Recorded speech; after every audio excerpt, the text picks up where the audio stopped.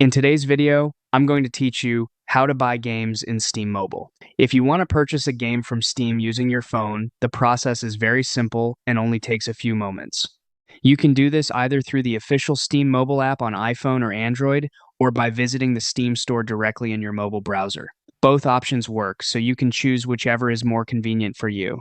To get started, open the Steam mobile app or go to the Steam store website on your phone. Once you're there, log into your Steam account so you can access the store and complete your purchase. Make sure you're signing into the correct account, especially if you have more than one, since the game will be added to the library connected to that account. After you're logged in, use the search feature to find the game you want to buy. You can type in the exact title if you already know it, or browse through the store if you're still deciding. When you find the game, open its store page and take a quick look at the details to confirm it's the right edition or version you want. When you're ready, tap Add to Cart. This will place the game into your shopping cart where you can review it before moving on. It's a good idea to double check that the correct game has been added, especially if there are multiple versions, bundles, or editions available.